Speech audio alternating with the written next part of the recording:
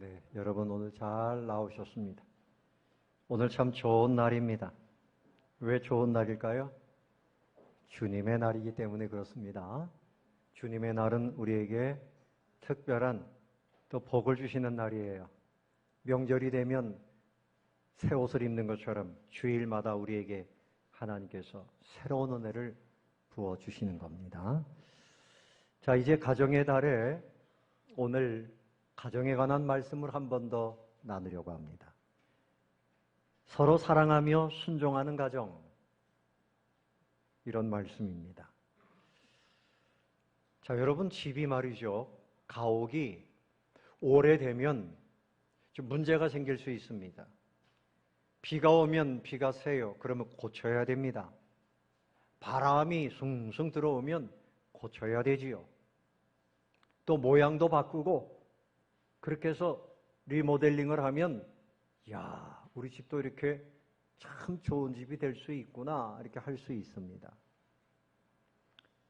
그런데 오래된 폐가를 아예 구조를 다 바꿔서 기둥을 몇 군데 세우고 아주 새롭게 만드는 경우도 있어요. 오늘 제가 말씀드리려고 하는 것은 이 주택의 리모델링 정도가 아니라 우리 가정을 하나님의 말씀으로 좀 새롭게 세워보자. 그래서 가정의 기둥을 새롭게 세운다 그러면 두 가지가 있습니다. 사랑과 순종이라고 하는 기둥입니다. 여러분의 가정이 오늘 말씀을 듣는 중에 가정이 새롭게 세워지는 그런 은혜를 입게 되시기를 바랍니다. 한번 따라해 봅시다. 사랑과 순종. 그러니까 사랑과 순종이라고 하는 이 기둥을 세우면 가정을 보다 더 행복한 가정으로 세울 수 있습니다. 하나님은 여러분 아담과 하와의 가정만 복 주신 것이 아니잖아요. 노아의 가정에도 복을 주시고 아브라함의 가문이 크게 복을 받게 하시고, 그런데 여러분의 가정도 하나님께서 행복하기를 원하시는 것입니다. 여러분 이 사실을 믿어야 됩니다. 그래서 가정을 세운다고 하는 것은 이것은 너무나 귀한 일이에요. 요즘에 젊은 사람들 중에 가정이 무슨 소용이 있느냐? 가정이 없어도 된다. 가정 무용론을 소위 말하는 사람들이 있어요. 나는 혼자 살겠습니다. 이런 사람은 가정을 거부하는 겁니다. 그러면서도 어머니 집에 가서 어머니 밥이 제일 맛있어요. 왜 그런 짓을 해요? 어머니 없이 우리가 어떻게 살 수 있어요? 아버지 없이, 가정 없이 우리가 어떻게 살아날 수 있습니까? 가정 없이는 교회도 없고 가정 없이는 사회도 없는 겁니다. 행복하고 건강하고 온전한 가정을 세우는 것이 하나님이 우리에게 주시는 은혜의 첫 번째인 줄로 기억하시기를 바랍니다. 그래서 여러분의 가정을 보다 더 행복한 가정으로, 특별히 아직 미혼인 분들, 내가 앞으로 가정을 세우면 이렇게 해야 되겠다. 아내의 역할, 남편의 역할을 어떻게 해야 될지 이 말씀을 통해서 가슴에 잘 품게 되시기를 바랍니다. 첫 번째는 서로 사랑하며 순종하는 가정이 되어야 되는데, 첫 번째는 부부간에 사랑하고 순종해야 됩니다. 나는 이제 남편이 하늘나라 갔는데요. 나는 혼자 사는데요. 여러분 자녀들을 위해서도 기도해야 되고 자녀들이 그렇게 살도록 가르쳐야 됩니다. 현재 또 부부 생활을 하시는 분들은 이제 보다 더 이런 부부가 되기 위해서 오늘 말씀을 통해서 새롭게 구조도 바꾸고 삶의 내용도 변화됐으면 좋겠습니다. 오늘 1절부터 6절 말씀 속에서 강조하는 것은 순종하라라는 말씀이에요. 무엇하라? 순종하라. 순종하라는 말은 별로 듣기가 안 좋죠. 내가 왜 그 사람한테 순종합니까? 근데 여러분 복종이라는 말은 억지로 하는 거예요. 안 하면 안 됩니다. 그러나 순종이라는 말은 그 사람의 인격을 존중하고 사랑하기 때문에 내가 자원해서 행하는 것을 순종이라고 말합니다. 오늘 아침밥을 잘 드셨을 텐데 부인들이 밥을 지을 때 내가 어쩌다가 이렇게 밥을 만들어야 되는가 이 종살이가 언제나 끝나는가? 나는 불행하다. 이렇게 생각하면 정말 불행한 것입니다. 남편을 사랑하고 자녀들을 사랑하고 이 식사를 하면서 우리 가족들이 건강하고 행복해질 것을 생각하면서 기쁜 마음으로 그렇게 요리를 했을 것으로 생각합니다. 순종하는 것입니다. 그래서 순종이라고 하는 것은 내 지위 아래, 위치 아래, 그 밑에 내 자신을 둔다. 그 사람을 내가 높인다. 이럴 때 순종이 가능한 것이지요. 왜 하나님께서 특별히 아내들아, 남편들에 대한 이야기는 좀 이따 나옵니다. 아내들아, 이와 같이 자기 남편에게 무엇하라? 순종하라. 바로 그 2장 마지막까지 보면 우리 예수님께서 욕을 당하시고 나무에 달리시고 우리의 죄를 당하시고 채찍에 맞으시고 막 이랬지만 우리 예수님께서 내가 이렇게 당하는 것이 부당합니다. 이렇게 하시지 않고 하나님 아버지께 그대로 순종하셨단 말씀이죠. 죽기까지 순종하시면서 구원의 길을 열어주심과 같이 3장 1절에서 아내들아 예수님 그렇게 하신 것처럼 이와 같이 아내들도 자기 남편에게 무엇하라? 순종하라. 몇 가지 이유가 있습니다. 주님이 본을 보이셨고 주님의 명령이기 때문에 그런 것입니다. 순종하라 이 말이 어느 남편들의 말이 아니고 우리 주님의 말씀이기 때문에 그런 것입니다. 갈라디아서 3장 28절에 보면 여러분 여성들이 남성보다 뭔가 열등하고 못하기 때문에 순종하는 거 아닙니다. 남자는 남자요, 여자는 여자. 자, 제가 한번 질문해 보겠습니다. 남성들이 한번 대답해 보세요. 살아보니까 여자가 더 똑똑해요, 남자가 더 똑똑해요? 여자들이 훨씬 똑똑합니다. 저는 인정합니다. 남자들은 좀 허당기가 많아요. 그래서 여성들이 그 빈 구석을 채워주도록 하나님께서 그렇게 부부가 되게 하신 듯해요. 여자들이 몸은 좀 약하지만 다 감각이 있고 똑똑한 부분이 있습니다. 그래서 어느 가정이든지 여자가 하는 말을 잘 들으면 그 가정은 잘 됩니다. 여자 말을 듣지 않고 남자가 뭐든지 다 하려고 하면 될 것 같으나 잘못되는 경우가 많아요. 물론 제가 말씀드리는 것은 이런 중에도 여성들은 남편에게 순종하라 그랬어요. 남편의 그 지위를 하나님께서 높여놓으셨거든요. 여러분 남자와 여자가 누가 더 우월하고 또 누가 더 열등하고 그런 거 아니란 말씀을 드리는 거예요. 갈라디아서 3장 28절에 보면 너희는 유대인이나 헬라인이나 종이나 자유자나 남자나 여자 없이 다 그리스도 예수 안에서 하나이니라. 그러니까 여성이 그 당시 로마 시대에 마치 종처럼 취급받고 막 이런 풍토가 있는데 복음에서 말씀하는 것은 아주 혁신적인 말씀을 하는 거죠. 남자나 여자나 다 하나이니라. 그러니까 여성의 그 위치를 동등하게 성경에서 선포하고 있습니다. 그런데 이런 중에 아내들이 남편에게 왜 순종해야 되느냐? 그것이 하나님의 명령이기 때문에 그래요. 에베소서 5장 22절 이하에서는 복종이라 그랬습니다. 아내들이여 자기 남편에게 복종하기를 주께 하듯 하라. 이는 남편이 아내의 머리됨이 그리스도께서 교회의 머리됨과 같음이니. 그러므로 아내들은 남편에게 무엇하라? 순종하고 복종하라. 자, 아내들만 한번 따라해 보세요.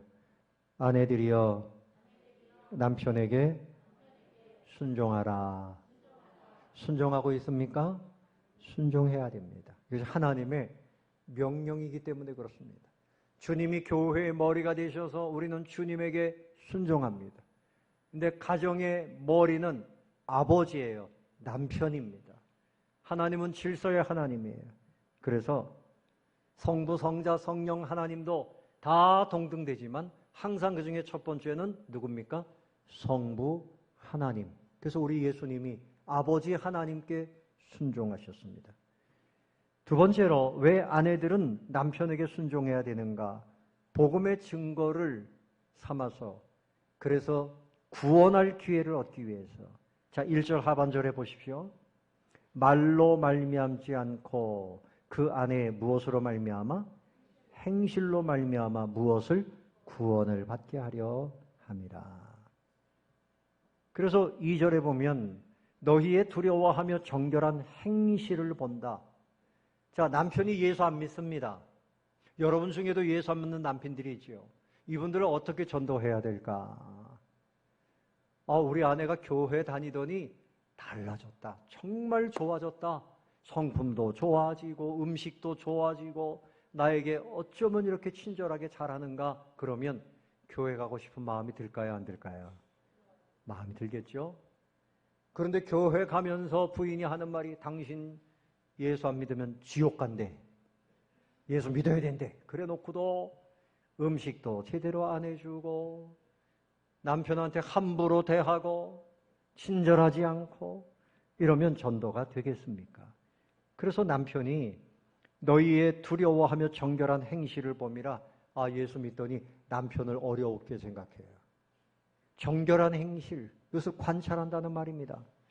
자, 3절 보십시오. 3절 다 같이 시작. 너희의 단장은 머리를 꾸미고 금을 차고 아름다운 옷을 입는 외모로 하지 말고 4절 오직 마음에 숨은 사람을 온유하고 안정한 심령에 썩지 아니할 것으로 하라. 거기까지만 보겠습니다.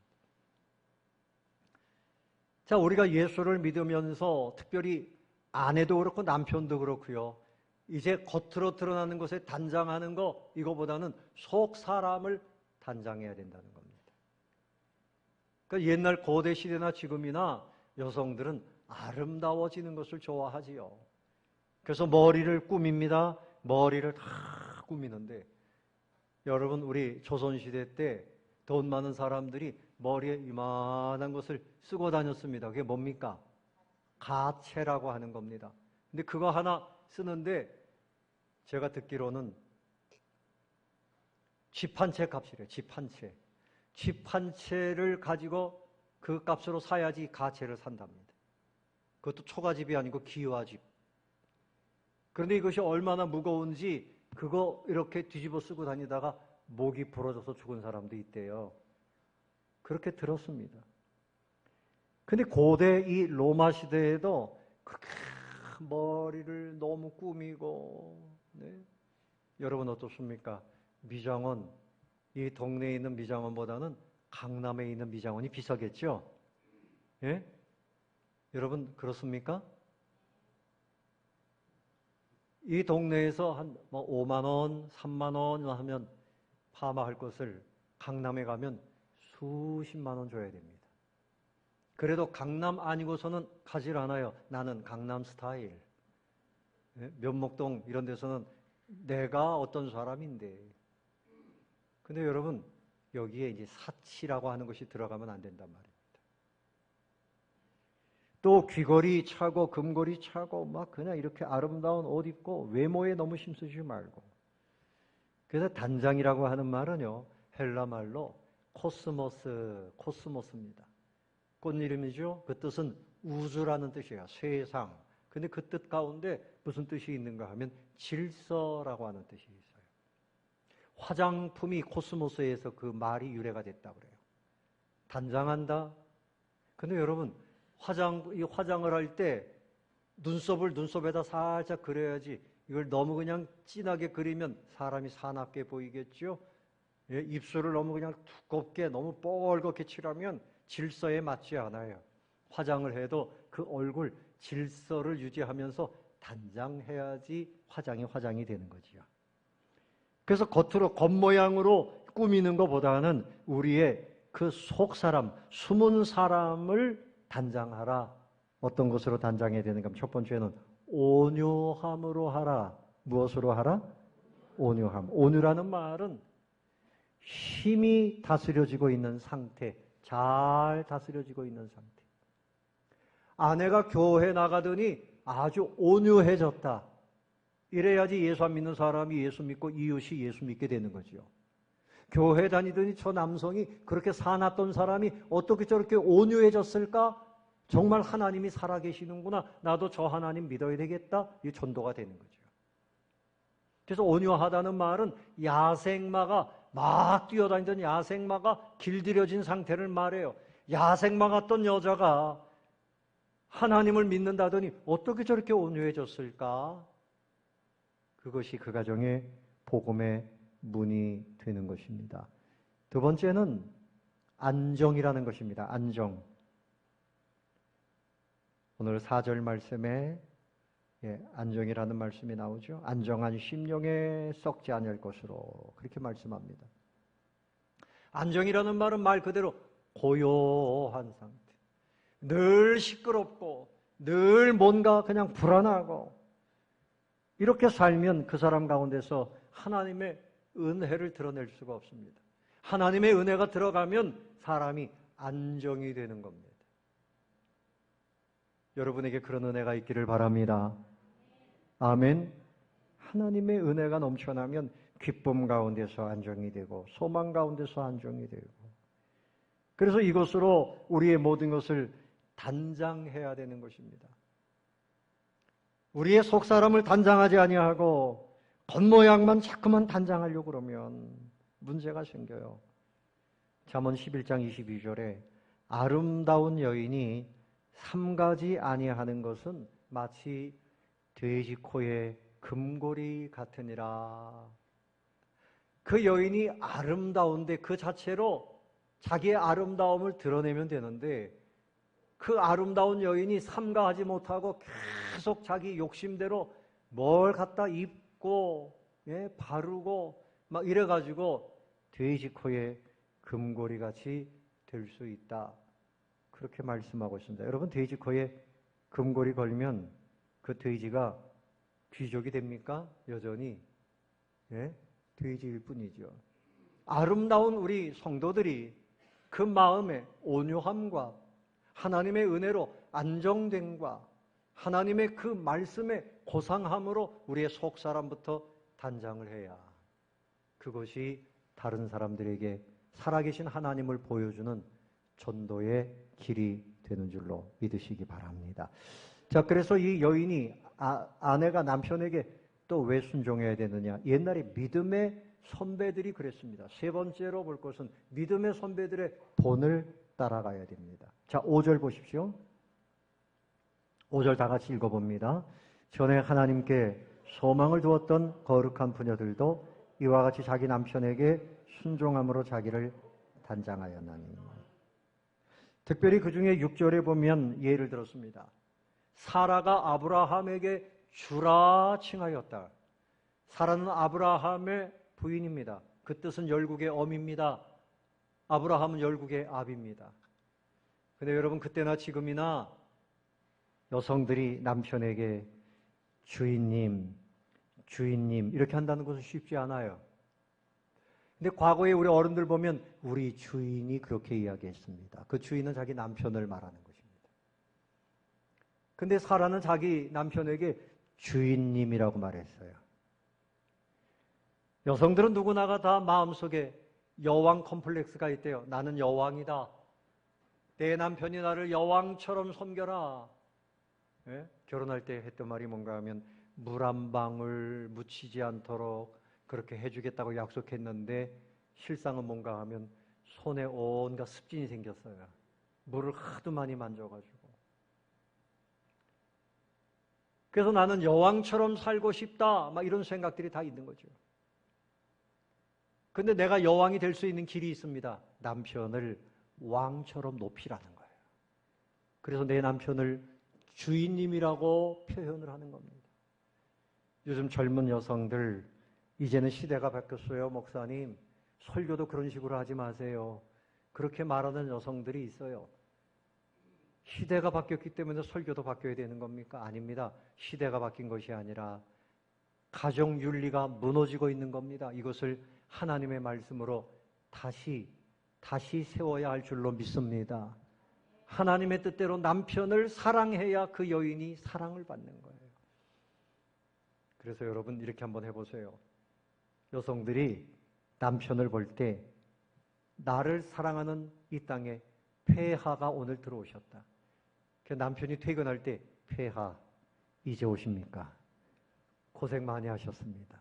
한번 따라해 봅시다. 여성 여성들만 한번 해보세요. 폐하, 이제 오셨습니까? 수고하셨습니다. 기분 나쁜 것 같아, 표정 보니까. 왜 이런 걸 연습시키냐 말이죠. 근데 아내가 남편을 그렇게 높이면요, 싫어할 남편이 누가 있겠어요? 들어왔는지 나갔는지도 모르고 그냥 벌써 막 퍼져가지고 잠자리 들어가 있고, 밥을 먹었는지 어쨌는지도 모르고 그냥 알아서 먹든지 말든지 막 이래 놓으면 그 가정은 이미 부서지고 있는 것입니다. 힘이 들고 어려워도 남편을 폐하로 그렇게 높여주면 그 남편이 가만히 있겠어요? 예? 내 사랑하는 아내 왕비에게 내가 무엇을 선물을 할까? 그런 마음이 생겨나는 것입니다. 그 다음에 이제 남편들아, 7절. 남편들이 해야 할 일이 있어요. 남편도 아내를 사랑하고 순종해야 됩니다. 자, 7절 다 같이 읽어봅니다. 남편들아, 이와 같이 지식을 따라 너희 아내와 동거하고 그를 더 연약한 그릇이요 또 생명의 은혜를 함께 이어받을 자로 알아 귀히 여기라. 이는 너희 기도가 막히지 아니하게 하려 함이라.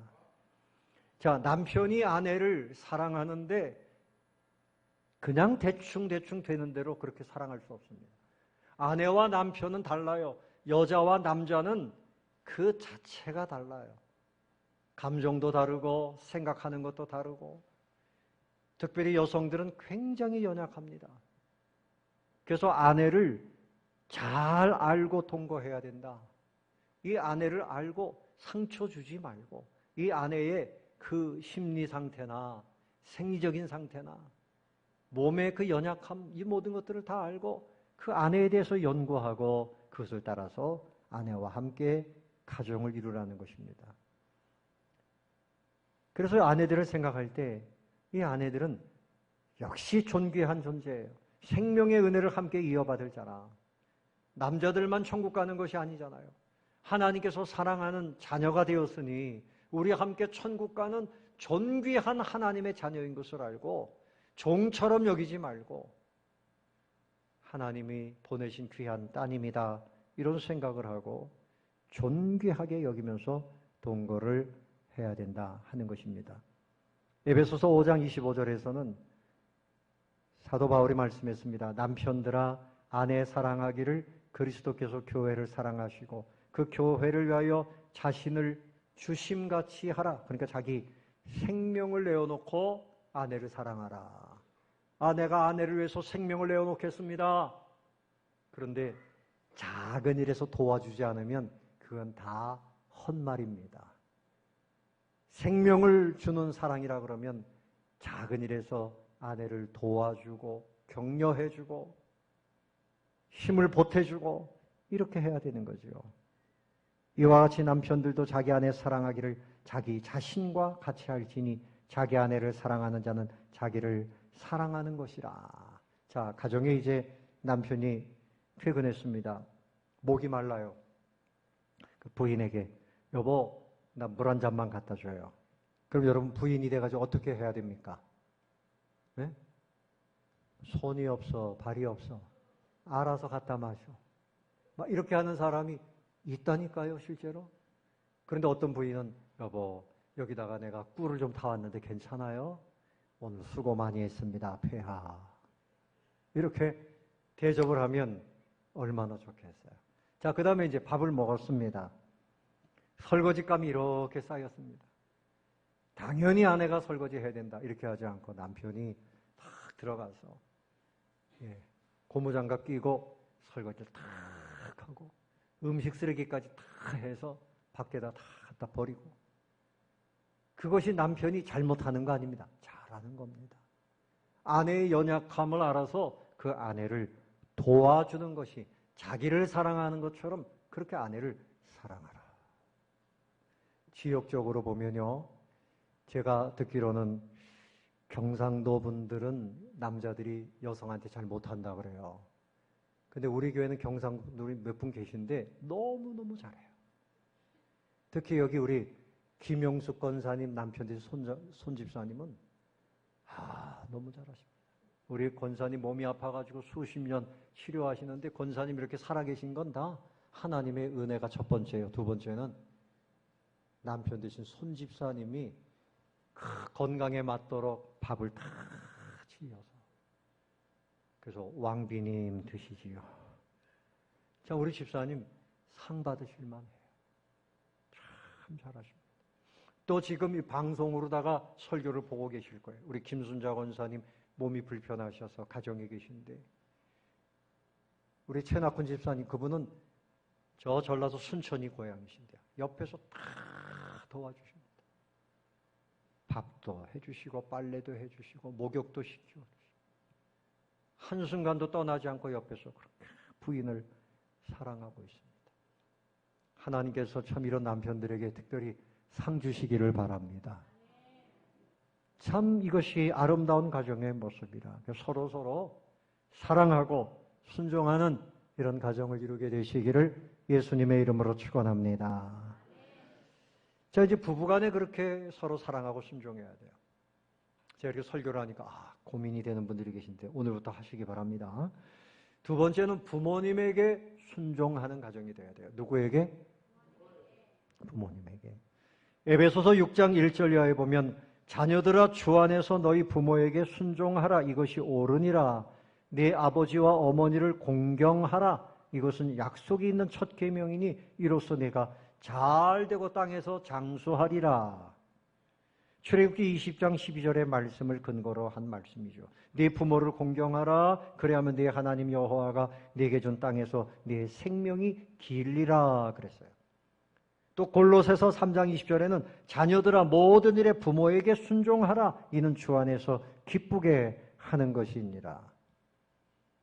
여러분 구약 성경을 보면 부모님에게 효도하지 않고 부모님에게 함부로 대하는 자녀들은 엄벌에 처하라 그랬어요. 죽여버리라라고까지 말씀을 했어요. 하나님의 권위를 부모님에게 그 권위를 주셨어요.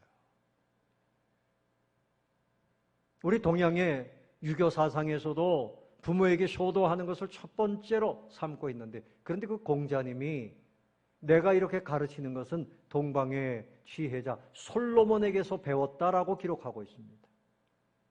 하나님이 우리 인간 윤리 중에 첫 번째로 주신 것이 부모 공경입니다. 잘하고 계신 분들은 더 잘하시기를 바라고요. 부모님에게 효도하지 못했다 싶으면 이제부터라도 부모님에게 효를 다하시는 분들이 되시기를 바랍니다. 이것이 주님 안에서 마땅한 것이라 그랬어요. 효도 안 하는 것은 정말 잘못된 것이고 효도하는 것이 마땅한 것이라 그랬습니다. 근데 어떻게 해야 될까요? 옛날부터 효도에 대해서 가르칠 때 그 효행의 네 가지를 가르칩니다. 첫 번째는 양지, 두 번째는 봉양, 세 번째는 공대, 네 번째는 입신양명 그랬어요. 양지라고 하는 것은 부모님의 뜻을 헤아려 아는 것이 효도입니다. 부모님의 뜻은 자녀들이 건강하고 또 잘 자라고 공부도 잘하고 부모님의 말씀에 순종하고 이것이 부모님의 뜻이에요. 그래서 부모님이 뭘 잡수고 싶어 하시나 그걸 좀 미리 알아가지고 부모님이 좋아하시는 거 다 대접하고 어버이날이라고 식사하는데 부모님은 그냥 잡수지도 못하고 자기네들끼리 배부르게 먹고 그런 사람들이 있어요. 전화를 해보면 어머니 어떠세요? 괜찮다. 속으로는 기름 떨어졌다. 기름 좀 넣어달라. 그러면서도 겉으로는 괜찮다. 근데 자녀가 부모님의 그 형편을 살피는 사람은 잠자리를 가서 살펴보고 어머니 집에 가서 다 살펴보고 필요한 거 다 채워드리고 예? 이렇게 하는 거죠. 부모님 불편하지 않도록. 제가 젊은이들에게 이제 주례를 할 때마다 그렇게 이야기합니다. 하나님께 11조를 떼듯이 부모님에게 또 처가에 11조 정도의 용돈을 꼭 보내드려라. 부모님이 지금 돈을 많이 벌어도 상관이 없어요. 자녀는 자녀로서 효도할 기회가 많지 않습니다. 부모님들이 물론 그렇게 말씀합니다. 나는 괜찮다. 너희들이 써라 라고 말씀하지만 아니에요. 부모님께 드릴 것을 드려야 됩니다. 이제 좀 효도 좀 해야 되겠다 싶으면 부모님 돌아가십니다. 돌아가신 다음에 땅을 치고 후회해도 소용이 없는 거예요. 살아계실 때 맛있는 거 해드리고 용돈도 드리고 생활비도 드리고 옷도 사드리고. 그래서 부모님들도 잘하셔야 돼요. 자녀들이 용돈 가져오면 어떻게 해야 될까요? 하나님께 기도하자. 정말로 잘했다. 다음에는 더 많이 가져오기를 바란다. 하나님, 우리 아들, 딸, 사위에게 더 큰 복을 주셔서, 예? 그렇게 기도해야 돼. 괜찮다. 절대로 가져오지 말아라. 이런 거 가져오려면 집에 오려고 하지 말아라. 이러면 그 자녀를 불효자로 만드는 겁니다. 하나님 보실 때 효자로 만들고, 그래서 그걸 받아가지고 여러분이 쓰시기도 하고, 또 모았다가 손주들 용돈이나 학비도 보태주고 할 수 있잖아요. 일단 받아야 돼요. 일단 받아요. 따라해 봅시다. 일단 드려야 되고, 일단 받자. 잘 받아야 돼. 기도해주고. 그래서 복양이라는 말은 물질로 부모님을 잘 대접해드립니다. 세 번째는 공대해야 됩니다. 부모님을 하대하면 안 됩니다. 반말 툭툭하고, 또 부모님이 뭐라 그러면 막 대들고 가르치려고 그러고 야단치고, 이건 자녀들이 해서는 안 될 일이에요. 부모님이 내 마음에 조금 안 들어도 야단치거나 가르치려고 그러면 안 돼요. 공대라는 말은 말이나 표정이나 몸짓이나 항상 부모님 앞에서 공손하게 밝은 표정으로 그렇게 하는 것을 말해요. 자녀들이 부모님이 자녀들 얼굴 볼 때 무서워가지고 자녀들을 보면 피할 정도가 되면 안 되잖아요.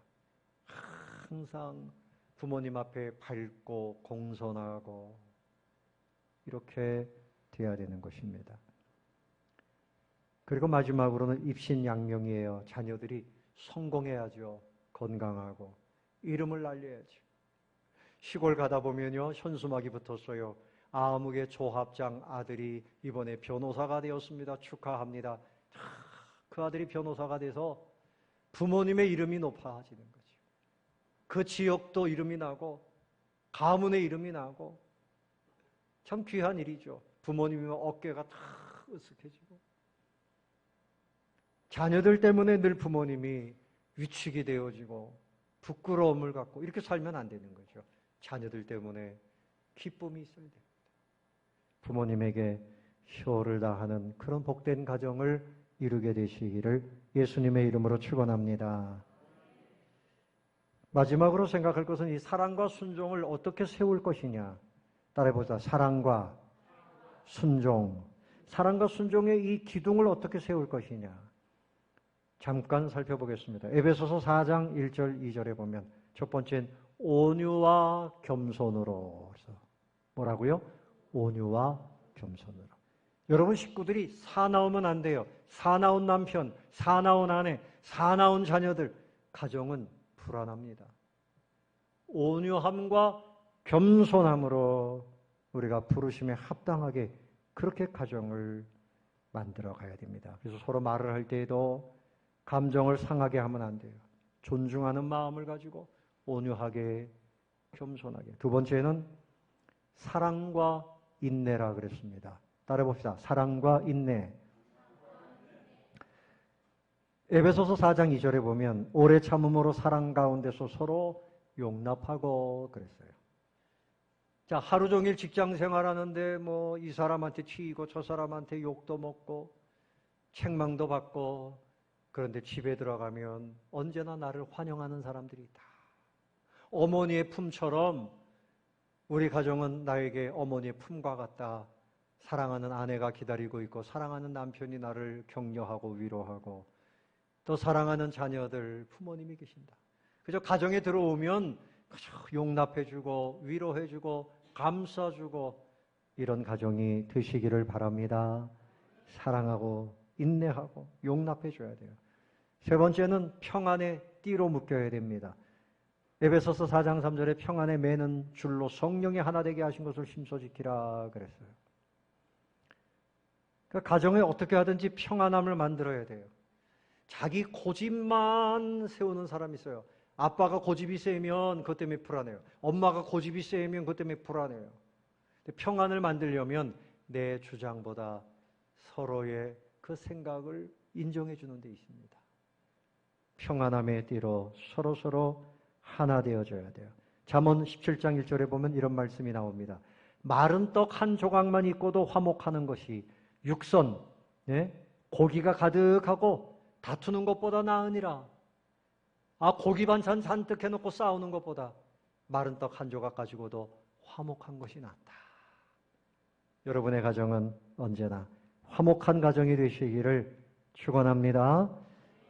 마지막으로는 이렇게 행복한 가정을 이루려면 한 소망, 한 믿음을 가져야 돼요.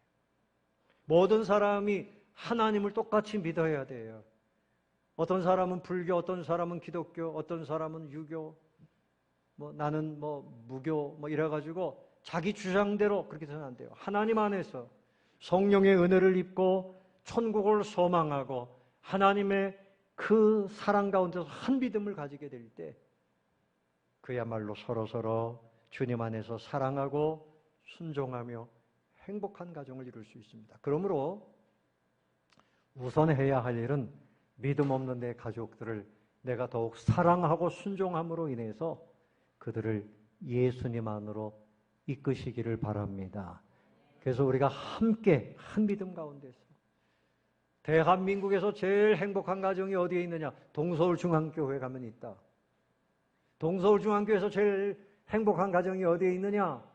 저 가정이다 할 만큼 여러분의 가정이 행복한 가정, 건강한 가정, 하나님께서 더 큰 복을 주시는 그런 가정이 되시기를 바랍니다. 이런 꿈을 가지시고 오늘부터 이 말씀대로 주의 복을 누리시는 여러분들 다 되시기를 예수님의 이름으로 축원합니다.